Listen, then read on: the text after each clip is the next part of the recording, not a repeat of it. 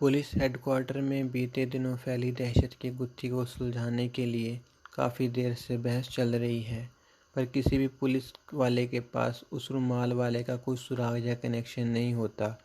इसी में एक पुलिस वाला बताता है कि पिछले दिनों ही पागल खाने में से एक पागल, जो साइंटिस्ट है और स्पेशलिस्ट है एक्सप्लोजन में, दहशत के चलते वहाँ से भाग निकला है।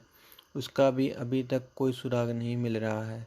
पुलिस चीफ सबको चुकन्ना और ज़्यादा काम करने को बोलते हैं ताकि जल्दी से आम लोगों का विश्वास फिर से जीता जा सके।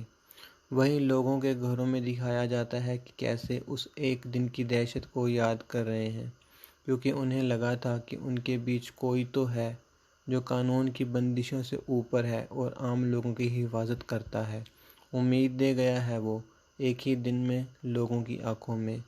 उसे मीडिया और प्रशासन भले ही एलियन कह रहे हों, मगर वो एक देवता था जो उनके समाज के दर्दों को मिटाने कुछ ही समय के लिए उतर आया था। नव उत्तम जिम ओनर के सामने बैठा है और हुई गलती के कारण जॉब छोड़ने की बात ओनर से कर रहा है। ओनर उसे अपना छोटा भाई मानता है और उसकी उस दिन की भूल को भूल जाने के लिए भी बोलता है, क्योंकि वह स्टूडेंट खुद उनसे 1-2 दिन में जिम दोबारा आने की बात फ़ोन पे कर चुका होता है। ओनर बोलता है कि हम हैं तो आखिर इंसान ही ना। अगर हमसे किसी का मन दुखाया जाता है, किसी को तकलीफ़ दे दी जाती है, तो क्या उसका बोझ हम सारी उम्र अपने कंधों पे उठाए रखेंगे और आगे नहीं बढ़ेंगे उससे। नव उत्तम उसकी बात को सही मान तो रहा होता है, मगर उसके कानों में अभी भी बाहर की दुर्घटनाओं और लोगों की तकलीफ़ों से भरी आवाज़ें नज़रअंदाज नहीं हो पा रही होती। नव उत्तम बोलता है कि ठीक है, मैं कुछ दिन और यहीं पे हूँ, जब तक मुझे कोई और काम नहीं मिल जाता मेरे करने लायक। ऑनर उसकी बात सुन के उसे गले लगाता है और उसे हौसला देता है कि वो फ़िक्र ना करे, उसे वो काम और वो रास्ता ज़रूर मिलेगा जिससे उसका मकसद पूरा हो सके। नव उत्तम वहाँ पे आधा दिन काम करता है और सबके साथ खाना खाता है। खाने के बाद वो घर आने के लिए निकल लेता है। रास्ते में इसे एक फटे मैले कपड़ों में बैग लिए एक इंसान इधर उधर गिरता डोलता दिखाई देता है। ये उसकी तरफ मदद करने के लिए जाने की कोशिश करता है, पर इसके कानों में एक धमाके की आवाज़ आती है। ये जिम के स्टोरेज रूम में जाता है और रुमाल बांधने लगता है, पर फिर उस रुमाल से भीगी हुई आंखें पोंछ के रुमाल जेब में वापस डाल लेता है। इतने में एक न्यूज़ मीडिया वैन जिम के सामने बंद पड़ जाती है और वैन ड्राइवर धक्का लगाने के लिए मदद ढूंढ रहा होता है। नव उत्तम धक्का लगाने के लिए करीब आता है तो ड्राइवर बोलता है कि ये भारी है, उस अकेले से नहीं हो पाएगा। तो नव उत्तम दोनों हाथ लगा के वैन को उसकी जगह से हिला देता है। ड्राइवर ये देख स्टीयरिंग संभालता है और नव उत्तम अपनी शक्ति से कुछ ही देर में वैन को धकेल के स्टार्ट करवा देता है। ड्राइवर इसे अंदर आने को बोलता है क्योंकि इसकी वैन खराब होती है और उसे धक्का लगवाने की ज़रूरत दोबारा भी पड़ सकती है। नव उत्तम हाँ में सर हिलाते हुए सीट पे पड़े कैमरे को उठा के सीट पे बैठ जाता है। कैमरे को उलट पुलट के देखने लगता है। ड्राइवर बोलता है कि उसका कैमरामैन बहाने बहुत बनाता है और उसे एक नया वफादार साथी चाहिए न्यूज़ रिपोर्ट करने के लिए, जो हर समय तैयार रहे। नव उत्तम ये सुन के मन बना लेता है और बोलता है कि अगर तुम मुझे थोड़ा बहुत ये कैमरा चलाना सिखा दो तो वो जैसा चाहे वैसा काम उससे ले सकता है। ड्राइवर हंस के बोलता है कि इसमें कोई बड़ी बात नहीं है। वो कैमरे के बैग से कैमरा का मैनुअल निकाल के सामने रख देता है, जिसे देखना उत्तम थोड़ा चौंक जाता है क्योंकि वो मैनुअल काफ़ी मोटा होता है। ड्राइवर बोलता है कि तुम्हें सारा नहीं पढ़ना, आधुनिक युग में रहते हो ना, सिर्फ इसके फंक्शंस वाले पेज को गौर से देख लो और दिमाग में बिठा लो, क्योंकि बाकी में उसी की डिटेल है। नवोत्तम मुस्कुराते हुए मैनुअल उठाता है और एक एक बटन और उसके एक्शन को याद कर लेता है। इतने में वैन वहां पहुंच जाती है जहां धमाका हुआ था। धमाका एक कैंटीन में हुआ था जो कॉलेज के सामने थी और स्टूडेंट्स से उस समय भरी हुई थी। कुछ स्टूडेंट्स को मेडिकल वैन से अस्पताल भेजा जा रहा था।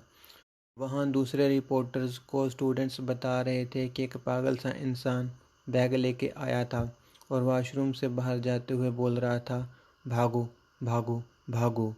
उसके बाद ही धमाका हुआ। नवोत्तम और ड्राइवर भी स्टूडेंट्स की बातें सुनकर कैंटीन के वॉशरूम में जाते हैं।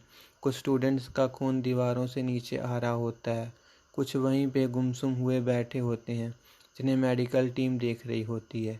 नवोत्तम की नज़र तभी एक छोटी बच्ची पे पड़ती है। वो उसकी तरफ जाता है और बच्ची से पूछता है कि तुम कुछ खाओगी। बच्ची को अपने माँ बाप नहीं दिख रहे होते, जो उसके लिए कैंटीन से आइसक्रीम लाने गए होते हैं। ड्राइवर इनके पास आता है और बोलता है कि शायद इसके माँ बाप को हॉस्पिटल ले गए हों। नवोत्तम बच्ची के लिए पास वाली दूसरी दुकान से चॉकलेट और जूस लेता है और वैन अस्पताल की तरफ जाने लगती है। अस्पताल में और भी बहुत जगह से जख्मी लोगों को ला रहे होते हैं, क्योंकि 2 धमाके और हो चुके होते हैं। बच्ची से ड्राइवर उसके मम्मी पापा का नाम पूछता है और रिसेप्शन पे उसे कंफर्मेशन और रूम बता दिया जाता है। बच्ची की मम्मी को धमाके में चोट लगी होती है और पापा के सर पे पट्टी बंधी होती है। बच्ची को देख उसके पापा उसे गले से लगाते हैं और नवोत्तम उन्हें दिलासा देता है। अस्पताल में और बहुत से जख्मी आ रहे होते हैं और दर्द के कारण तड़प रहे होते हैं। बाहर आते समय नवोत्तम की नज़र फिर उसी फटे कपड़ों वाले पागल पे पड़ती है और वो उसके पीछे दौड़ता है। ड्राइवर भी उनके पीछे दौड़ता है। पागल हॉस्पिटल के नीचे बनी पार्किंग की तरफ भागता है। वहाँ उसे ड्राइवर और नवोत्तम मिलकर घेर लेते हैं और नवोत्तम उसे बातों में लगा लेता है, तो ड्राइवर उससे उसका बैग छीन के दूर हो जाता है। बैग में उसे बारूद मिलता है और नवोत्तम पागल के फटे कपड़ों में से उसका पागल खाने का कार्ड ले लेता है। नवोत्तम उसे पकड़ने की फिर कोशिश करता है, मगर बीच में एम्बुलेंस का झुंड रेलगाड़ी की तरह आ जाता है, जिसके बीच वो ड्राइवर को धक्का देकर बैग लेकर भाग निकलता है। एम्बुलेंस के बाद नवोत्तम ड्राइवर की मदद करता है और दोनों अपनी वैन में चले जाते हैं। ड्राइवर बोलता है कि यही धमाके कर रहा है, इसे रोकना होगा। नवोत्तम आई कार्ड के ज़रिए पागलखाने में कॉल करता है और डिटेल्स लेता है इसकी, तो उसे पता चलता है कि उसने अपनी बेटी को उसके ही एक एक्सपेरिमेंट के चलते खो दिया है और वो इतना काबिल है कि उसने रसोई के सामान से भी एक्सप्लोजन किए हुए हैं। ड्राइवर पुलिस को उसकी और एक्सप्लोजन की खबर दे चुका होता है। ड्राइवर बोलता है कि अभी शायद वो कुछ ना करें और पुलिस उसे रोक ले। इतने में क्यों ना तुम्हें मैं ऑफिशियली हमारी कंपनी का एम्प्लॉय बना दूं। नवोत्तम उस वक्त करना तो बहुत कुछ चाहता है, मगर उसे पुलिस को भी उनका काम करने का मौका देना होता है। इसलिए वो ड्राइवर के साथ उनके ऑफिस में जाने को मान जाता है। ऑफिस में भी उनके चैनल पे इन्हीं धमाकों की खबरें चल रही होती हैं और कुछ पहले वाली दहशत को भी याद कर रहे होते हैं और उसे सही कह रहे होते हैं। नवोत्तम उनकी तरफ ध्यान नहीं देता और अपने बॉस से नवोत्तम को मिलवाता है ड्राइवर। बॉस ड्राइवर से पूछता है कि क्या ये तुम्हारे लिए सही रहेगा, कैमरा अच्छे से चलाना जानता है ना ये। ड्राइवर बोलता है कि हाँ, ये बेहद अच्छा है और इसका दिमाग बहुत तेज़ है। इसने एक बार कैमरे के फंक्शन देखे और कैंटीन वाली वीडियो दिखाता है बॉस को।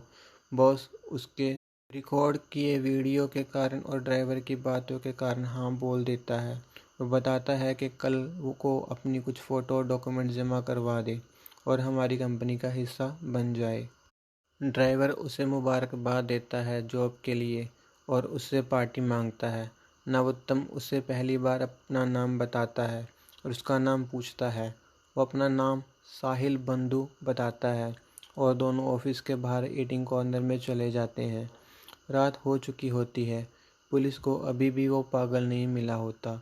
नवोत्तम और साहिल को भी किसी और धमाके की खबर नहीं मिली कि तभी उनके ही ऑफिस में एक कॉल आती है उनके एक एम्प्लॉय के नंबर से, जिसमें वही पागल बताता है कि उसने इस शहर को धमाकों से हिला के इसे ख़त्म कर देना है। अगर वो ये रोकना चाहते हैं तो उसे वो अपना फ़ैसला करके वीडियो कॉल करें चैनल पे लाइव होने के लिए। यह खबर दोनों को मिलती है। नवोत्तम और साहिल उनके साथी का नंबर ट्रेस करवाते हैं उसकी लोकेशन जानने के लिए, पर वो नंबर बहुत ही भीड़ वाले इलाके में शो होता है। साहिल बोलता है कोई बात नहीं, हम जाएंगे वहाँ। दोनों बाइक लेके निकलते हैं उस इलाके की तरफ। रास्ते में नवोत्तम अपने कानों की शक्ति से सभी दूसरी आवाज़ों को नज़रअंदाज करते हुए टिक टिक पे फोकस करता है। उसे शहर के कई हिस्सों में से आवाज़ें मिलती हैं और सबकी आपस में दूरी बहुत होती है।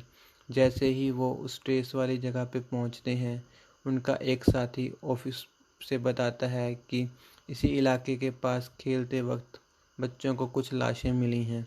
दोनों उस लाशों वाली जगह पे जाते हैं और आसपास सीसीटीवी को ढूंढने लगते हैं। सीसीटीवी फुटेज में वही पागल उन्हें पहले कुछ दे रहा होता है और कुछ समय बाद जैसे जैसे वो काम से वापस आते हैं, उन्हें मारकर नाली में फेंकता जाता है।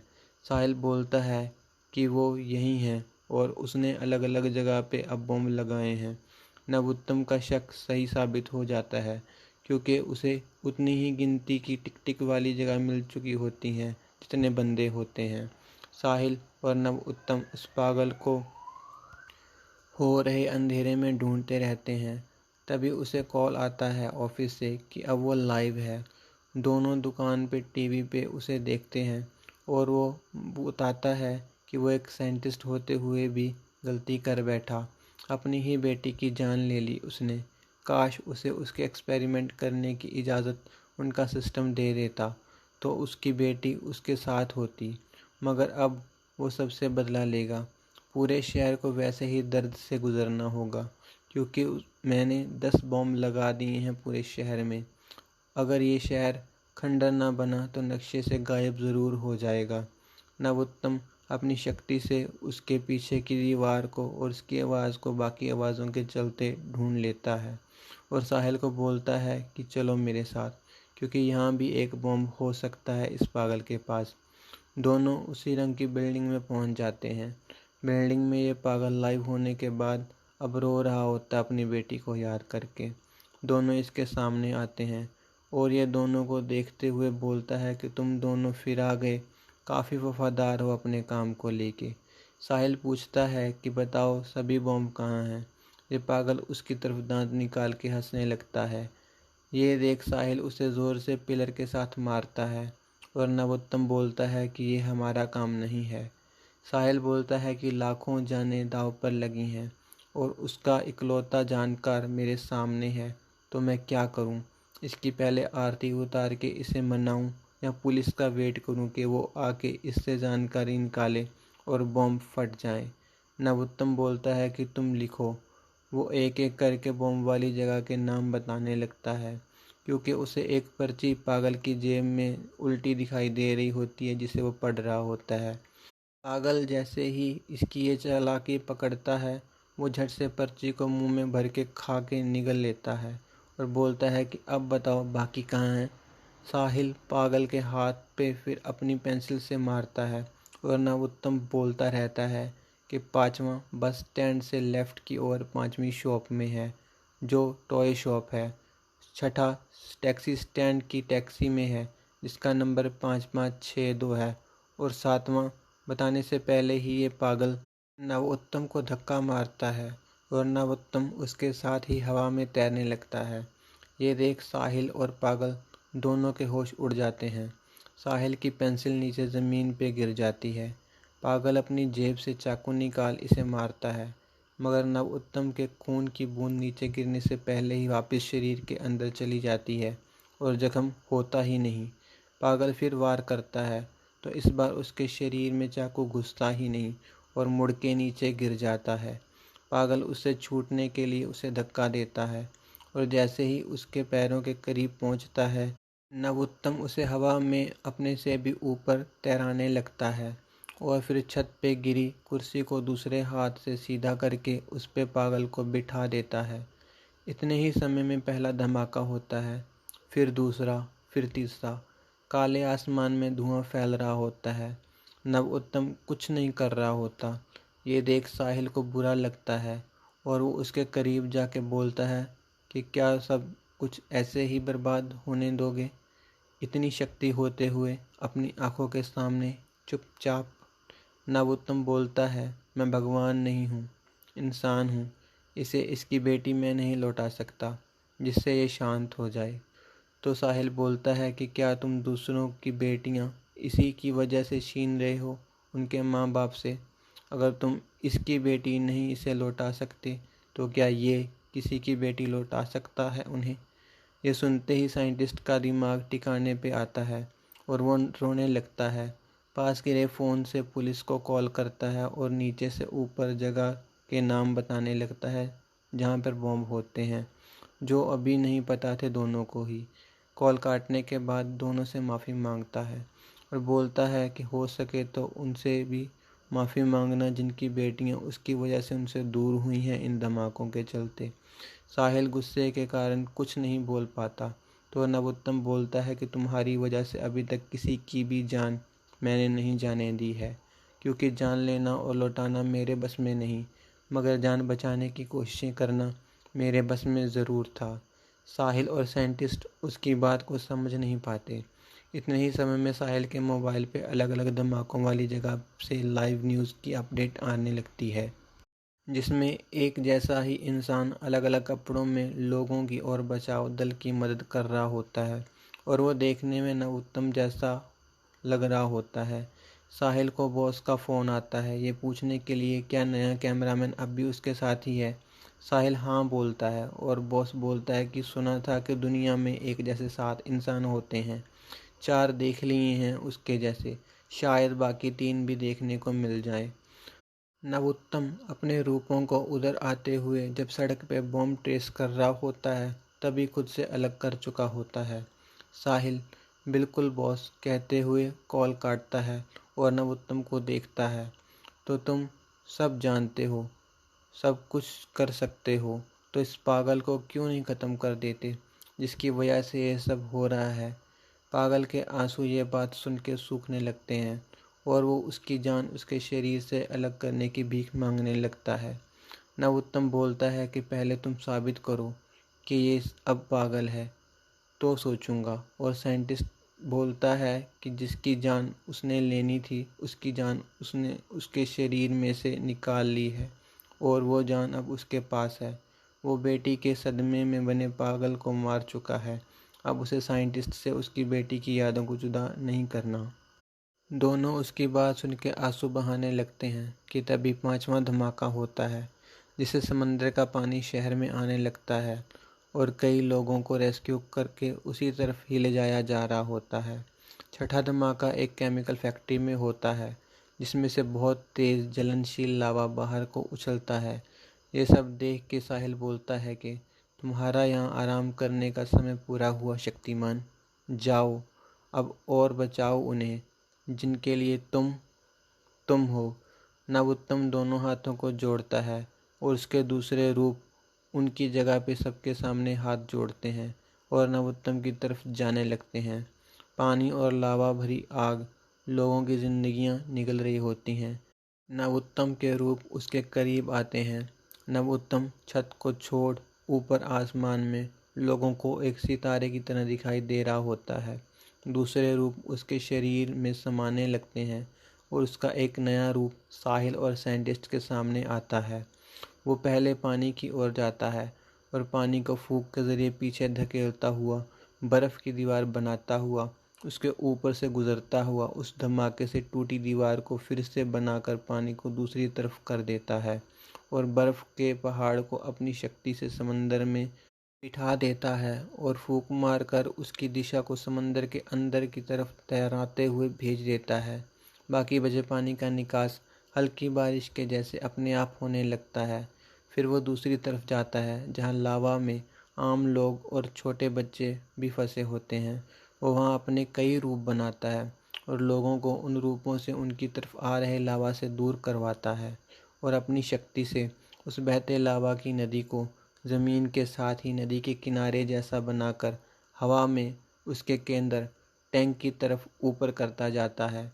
लावा उस टैंक के अंदर जाता रहता है जहाँ से वो निकला था। कुछ ही समय में लावा पूरा टैंक के अंदर पहुँच चुका होता है। जिन जगहों पर धमाके के कारण आग बढ़ चुकी होती है और बचाव दल के हाथ से स्थिति बाहर हो चुकी होती है, वो वहाँ पे पहुँच के उन बेकाबू हुई आग को भी शांत कर देता है। शहर में अब सिर्फ धुआं होता है, जिसके कारण सांस लेने में सभी को तकलीफ हो रही होती है। यह आसमान में ऊपर होकर सारे धुएं को अपनी सांस के साथ अंदर खींच लेता है और जंगल की ग्रीनरी के बीच जाकर धीरे धीरे छोड़ देता है। शहर अपनों के साथ इस मुश्किल समय को खुद पे गुजरते हुए पार कर ही जाता है और साथ ही में शहर को एक सुपर हीरो मिल जाता है, जिसे अगले दिन साहिल अपनी खबर में शक्तिमान बुलाता है। शहर के लोगों की तरफ से इस नए सुपर हीरो का स्वागत जोरदार तरीके से शहर में वृक्ष लगाकर, सफाई बढ़ाकर और एक दूसरे का पुनर्निर्माण में सहयोग देकर किया जाता है। और इस सब की खबर साहिल अपने कैमरामैन नव उत्तम के साथ अपने चैनल आज की सोच के ज़रिए दे रहा होता है। आखिर में कैमरा नव उत्तम के नए चश्मे वाले फेस को फोकस में लेके ऑफ हो जाता है। यहाँ शक्तिमान का रेट्रो टाइटल सॉन्ग उसी लिरिक्स के साथ एक नई धुन में पहली बार बजेगा। Thank you.